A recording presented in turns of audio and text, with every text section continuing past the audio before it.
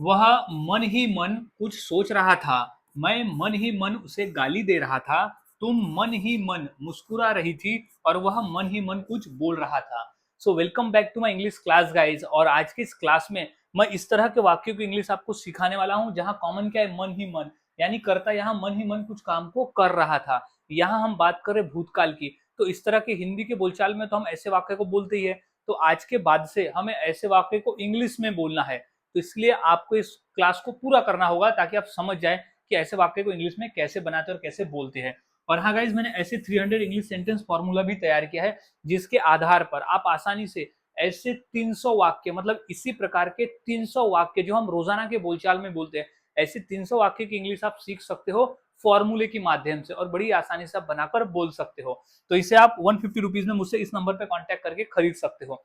तो गाइज अब हम देख लेते हैं कि इस तरह के वाक्य को हम इंग्लिश में कैसे बनाते हैं और कैसे बोलते हैं।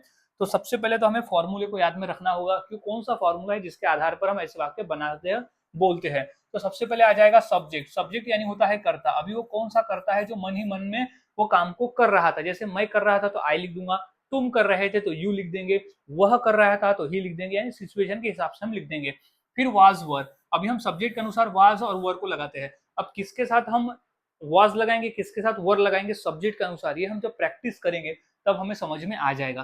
फिर इनवर्डली, इनवर्डली का ही मतलब होता है मन ही मन, मन ही मन। इनवर्डली यहाँ कॉमन रहेगा, हर इंग्लिश के वाक्य में इनवर्डली कॉमन रहने वाला है, जिसी का मतलब होता है मन ही मन। अब वी प्लस आईएनजी यानी वो क्रिया। अब वो कौन सी क्रिया है जो मन ही मन वह कर रहा था, यानी क्रिया कर रहा था, वो आईएनजी फॉर्म में लिख देंगे। जैसे मन ही मन सोच रहा था, तो सोचना क्या हो गया, क्रिया, तो हम उसे आईएनजी फॉर्म में लिख देंगे। मन ही मन गाली दे रहा था, तो गाली देना क्रिया हो गया, तो हम उसे आईएनजी फॉर्म में लिख देंगे। फिर प्लस ऑब्जेक्टिव बचा हुआ भाग। तो अब हमने फॉर्मूला देख लिया, अब वाक्य को हम बनाना सीखते हैं। ये इंपॉर्टेंट है। पहला है वह मन ही मन कुछ सोच रहा था। तो फॉर्मूला क्या है, सबसे पहले सब्जेक्ट, तो सब्जेक्ट क्या है, वह, तो वह के लिए हम लिख देंगे ही। अब जब ही रहता है तो हम लगाते हैं वॉज, तो ही वॉज, ही वॉज। अब क्या है, मन ही मन, तो इनवर्डली, मन ही मन, तो हम लिख देंगे यहाँ पर इनवर्डली। मन ही मन यानी इनवर्डली क्या कर रहा था, सोच रहा था, तो सोचना जो हमारी क्रिया हो गई, तो उसे आईएनजी फॉर्म में क्या लिख देंगे, थिंकिंग, थिंकिंग। क्या सोच रहा था, कुछ, तो समथिंग। तो गाइज इस तरह से हम वाक्य बनाते हैं और बोलते हैं। तो क्या हो जाएगा, he was inwardly thinking something. Next है मैं मन ही मन उसे गाली दे रहा था। तो क्या हो जाएगा, मैं की इंग्लिश क्या हो जाएगी सब्जेक्ट में, आई। आई जब हमारा सब्जेक्ट रहा तो हम लगाते हैं वॉज, तो आई वॉज, आई वॉज क्या है, मन ही मन, तो इनवर्डली, तो मन ही मन, तो इनवर्डली, इनवर्डली यानी मन ही मन क्या कर रहा था, गाली दे रहा था, तो आईएनजी फॉर्म में हो जाएगा अब्यूज का, आईएनजी फॉर्म हो जाएगा वर्ब का अब्यूसिंग, किसे, उसे, तो हिम। तो गाइज इस तरह से हम वाक्य बनाते हैं और बोलते हैं। बहुत आसान है, फॉर्मूले को याद में रखे और वाक्य बोले, और रोजाना के बोलचाल में वाक्य को बोलना है इंग्लिश में। अब नेक्स्ट है कि तुम मन ही मन मुस्कुरा रही थी। तो क्या हो जाएगा, सब्जेक्ट सबसे पहले क्या है, तुम, तो हो जाएगा यू। अगर हमारा सब्जेक्ट यू रहा तो हम लगाते हैं वर, तो यू वर, यू वर, हमें किसको कहना है कि तुम मन ही मन मुस्कुरा रही थी, तो यू वर क्या, इनवर्डली यानी मन ही मन, तो इनवर्डली, मन ही मन यानी इनवर्डली क्या कर रही थी, मुस्कुरा रही थी। तो मुस्कुराना को इंग्लिश में कहते हैं स्माइल, लेकिन आईएनजी फॉर्म हो जाएगा स्माइलिंग। तो मन ही मन मुस्कुरा रही थी। नेक्स्ट है वह मन ही मन कुछ बोल रहा था।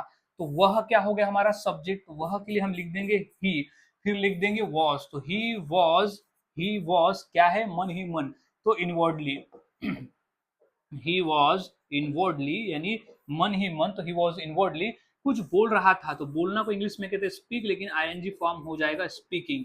क्या बोल रहा था, कुछ, तो something, he was inwardly speaking something. तो गाइज इस तरह से हम वाक्य बनाते हैं और बोलते हैं। बहुत आसान है, फॉर्मूले को याद में रखें और प्रैक्टिस करें। आप जितना प्रैक्टिस करोगे उतना आसान है। और वाक्य देख लेते हैं, जैसे नेहा मन ही मन गुस्सा हो रही थी, यानी गुस्सा कर रही थी या गुस्सा हो रही थी। तो क्या हो जाएगा, पहले सब्जेक्ट तो नेहा, तो सबसे पहले हो जाएगा यहाँ हम लिख देंगे नेहा। फिर नेहा के बाद हम लिखते हैं वॉज, जब किसी का नाम रहा था हम वॉज का प्रयोग करते हैं। तो नेहा वॉज क्या हो जाएगा, मन ही मन, तो इनवर्डली, नेहा वॉज इनवर्डली क्या कर रही थी, गुस्सा कर रही थी, यानी गुस्सा हो रही थी। तो गुस्सा होने के लिए क्या कहते हैं, गेटिंग, गेटिंग एंग्री। नेहा मन ही मन गुस्सा कर रही थी। तो इस तरह से वाक्य बनता है। देखा, तुम मन ही मन कुछ कह रहे थे, तो क्या हो जाएगा, तुम सब्जेक्ट हो गया, तो हम सबसे पहले यू लिख देंगे सब्जेक्ट में, फिर यू और वर में से हम लगाते हैं वॉज और वर में से वर, तो यू वर फिर क्या है इनवर्डली, यू वर